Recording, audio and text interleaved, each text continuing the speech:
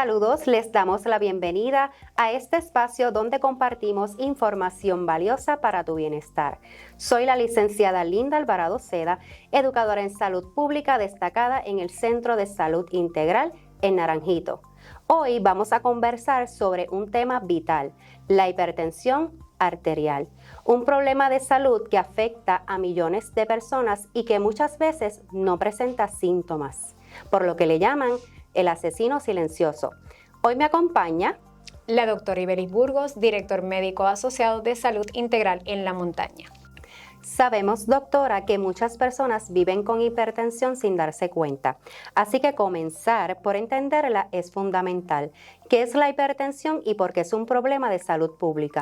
Sí, la hipertensión arterial es una elevación sostenida de la presión en las arterias. Esto significa que no porque un paciente vaya a tomarse la presión en un momento dado, la tenga elevada, lo vamos a diagnosticar como tal. Sin embargo, una cifra de 140 en la sistólica y 90 en la diastólica repetidamente nos va a dar un diagnóstico de hipertensión arterial. ¿Qué significa medición adecuada de la presión arterial y su clasificación? Es bien importante que cuando el paciente llega a la consulta médica, esté en una posición adecuada con sus piernas derechas, que la toma cuando se haga con el equipo sea un equipo correcto, porque si utilizamos un equipo que es pequeño, la presión nos puede salir elevada.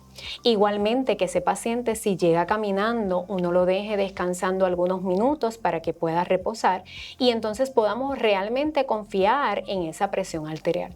Igualmente es importante preguntarle a ese paciente, ¿ha tomado café? ¿Ha fumado? Porque debe haber pasado 30 minutos. Esto es bien importante porque es la medida que vamos a utilizar los médicos para poder determinar si ese paciente necesita algún tipo de tratamiento o no. Sin embargo, a nivel general podemos tener una clasificación básica.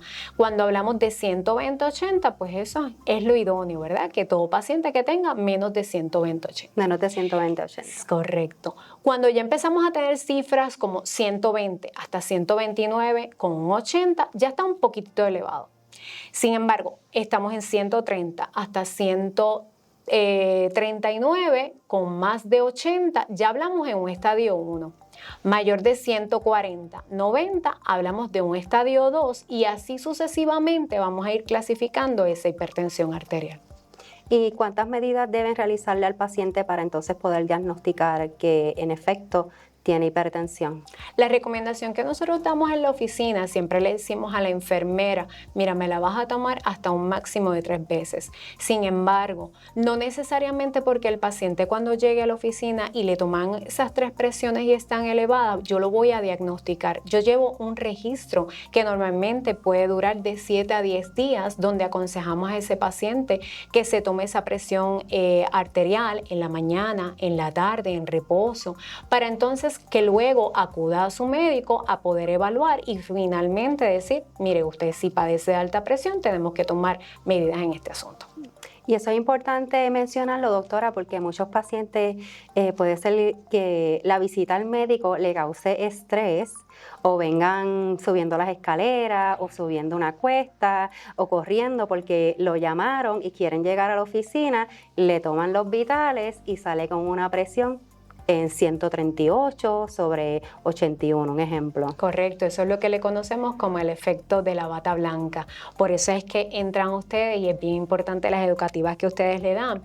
Y podemos, ¿verdad? Hay cosas que pueden aumentar el riesgo a padecer, que son las cosas que ustedes orientan a este tipo de pacientes para que tomen en cuenta cuando estamos hablando de la hipertensión arterial. Claro que sí. Una de las cosas que debemos conocer son los factores de riesgo. ¿Qué factores van a aumentar el que una persona padezca hipertensión? Así que existen factores de riesgo que me pueden aumentar la hipertensión. Hay unos que se pueden controlar y otros que no podemos controlar.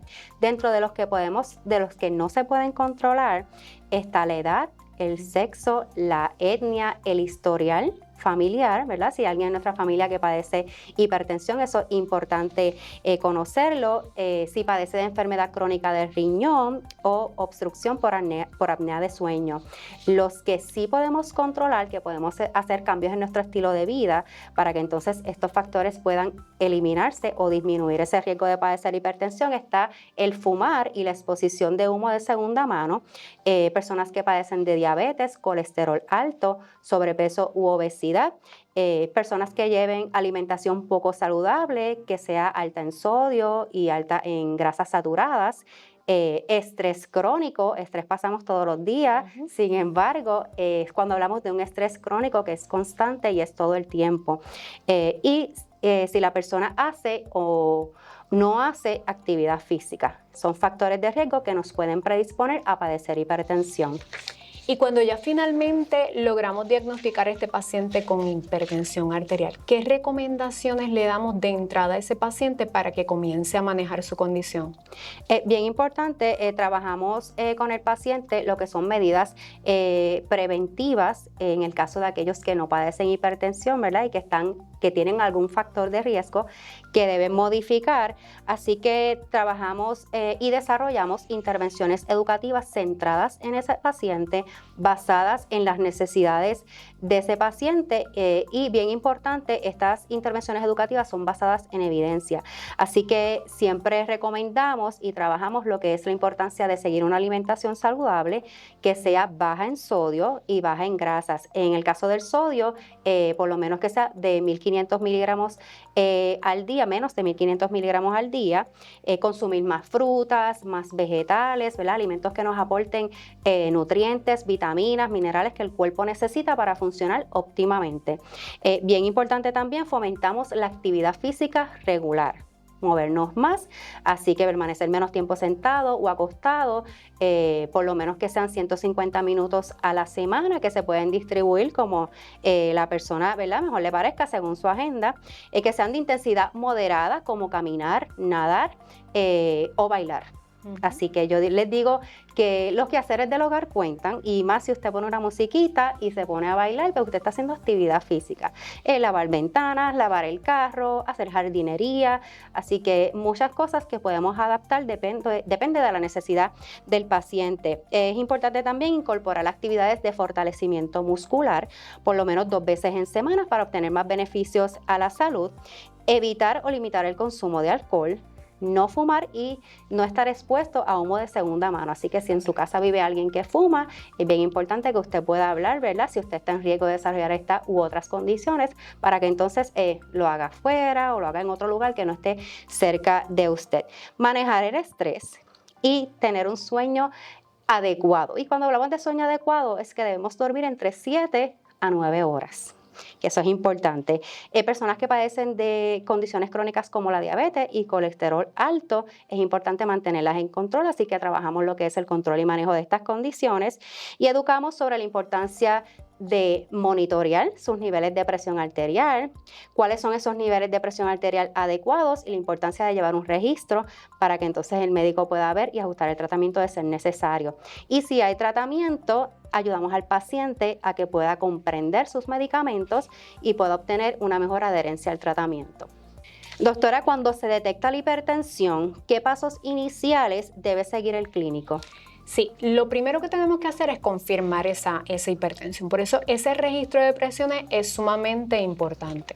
Una vez detectamos que en efecto ese paciente está teniendo esa presión elevada, pues vamos a hacer una evaluación básica. Por eso exhortamos a todos los pacientes, ¿verdad?, a acudir a su médico, porque es la única manera que podemos realmente diagnosticar la hipertensión arterial cuando le tomamos la evaluación en la oficina. De las primeras cosas que hacemos es esa evaluación de laboratorio, ese panel de lípidos, saber cómo está la función renal, hacer una placa de pecho, nos puede identificar que ese corazón esté grande, que tenga algún tipo de aneurisma. Igualmente, un electrocardiograma me puede detectar algún tipo de arritmia que podamos tratar con prontitud. Así que esa evaluación de factores de riesgo, de historial familiar, de hábitos tóxicos que tenga ese paciente van a ser fundamentales para poder determinar qué tipo de tratamiento y cómo lo vamos a individualizar para cada paciente. paciente. Excelente. ¿Y cuáles son las principales opciones de tratamiento farmacológico? Sí, dentro de los medicamentos que damos para la hipertensión arterial, nosotros tenemos una gama amplia de medicamentos. Entre los principales tenemos lo que son los diuréticos tiacídicos. Se llaman tiacídicos precisamente porque muchas veces son palabras que terminan así mismo, por ejemplo, hidroclorotiazida. Esos medicamentos lo que van a hacer es disminuir el volumen de líquido que tenemos en el cuerpo y eso nos mejora la hipertensión. Tenemos lo que son los bloqueadores de calcio, tenemos los inhibidores de la enzima angiotensina, que este tipo de medicamento en lo que son los pacientes renales, pacientes diabéticos, tienen una protección renal. Hay muchos pacientes que tienen una hipertensión complicada, donde muchas veces tenemos que combinar estos medicamentos, los tenemos que ajustar a unas dosis. Tratamos de buscar lo que es un régimen individualizado para que el paciente en efecto lo cumpla, porque si yo le doy una terapia que el paciente no puede cumplir, pues yo no voy a tener buenos resultados. Exacto. Así que esa es la base para un buen tratamiento, combinado con esos estilos de vida que ustedes les orientan para que podamos tener un paciente controlado. Excelente, así que conocer la frecuencia, la dosis y cuándo debe tomar el medicamento es importante, y en Educación en Salud pues los acompañamos en ese proceso paso a paso, mano a mano con el médico primario. ¿Qué importancia tiene la adherencia y manejo de efectos secundarios, doctora? Eso es sumamente importante, por eso es que ustedes educan al paciente de cómo van a utilizar su terapia, porque si el paciente no es adherente, paciente que me escucha, si usted piensa que usted se va a tomar la pastillita de la presión cuando tenga la presión elevada, eso no es correcto. Ese medicamento hay que tomarlo diariamente. Hay pacientes que se pueden tomar la pastilla de la presión porque piensan que la tienen elevada o se la tomaron, la tenía normal y entonces no se la toman. Eso no trabaja de esa manera. Tienen que ser adherentes, tomar su terapia como su médico se lo indicó, con los requisitos que le están diciendo para evitar y tener un mejor cumplimiento con eso. No como la vecina le indicó, como su médico le indicó. Correcto. Eso es bien importante recalcarlo. Igual hay pacientes que pueden presentar como todo, como cualquier medicamento, nosotros podemos presentar efectos secundarios. Entre los efectos secundarios más comunes tenemos la tos. Hay pacientes que presentan edema, hay pacientes que le puede bajar la hipertensión arterial, así que es bien importante, paciente que me escucha, si usted presenta alguno de estos síntomas, que acuda a su médico, porque entonces es ahí cuando nosotros vamos a ajustar la dosis, si tenemos que cambiarla, si tenemos que cambiar el medicamento, pues todo eso lo vamos a saber cuando el paciente nos explica lo que está sintiendo. Excelente. ¿Qué orientación ustedes le ofrecen a sus pacientes sobre los cambios de estilo de vida que ustedes deben hacer? Cuando trabajamos con pacientes que padecen hipertensión o están en riesgo, una de nuestras funciones es la promoción de estilos de vida saludables. Eso yo digo que es el tratamiento más poderoso, la base más importante, y a ello le acompaña la alimentación saludable y, ¿verdad? Por lo menos la mayoría de los días realizar actividad física. Ese es el tratamiento más poderoso para la prevención de enfermedades crónicas y, si padece de alguna, para el control y manejo de las mismas. También explicamos la importancia, como ya mencionamos, de aumentar el consumo de frutas, de vegetales, reducir el consumo de sal, de los alimentos procesados. Le ofrecemos estrategias que quizás el paciente pueda realizar, por ejemplo, si utiliza habichuelas enlatadas, que es algo muy común que realizamos, pues mire, pues descarte el agua que tiene la lata, porque los alimentos que son enlatados tienen un alto contenido de sodio y es importante para poder preservar ese alimento. Así que una de las estrategias es descartar esa agüita, enjuagar las habichuelas por lo menos 2 y 3 veces. No le vamos a quitar todo el sodio, sin embargo, una gran cantidad del sodio no lo vamos a consumir porque la estamos enjuagando.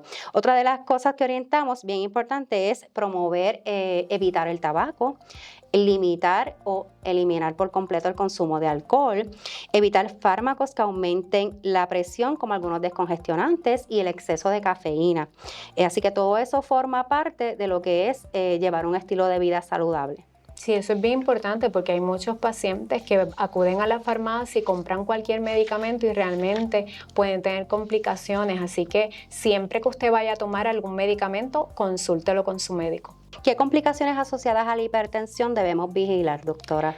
Principalmente hablamos de complicaciones cuando esa presión, ¿verdad?, está descontrolada. Así que por eso es que queremos mantenerla en control y evitar complicaciones cardiovasculares, cerebrovasculares, renales, aneurismas, oftálmicas, porque podemos tener lo que es la retinopatía hipertensiva. Por eso es que es sumamente importante que todo lo que hemos explicado en el día de hoy el paciente lo escuche con atención para que pueda manejar adecuadamente y evitemos llegar a todo este tipo de complicaciones.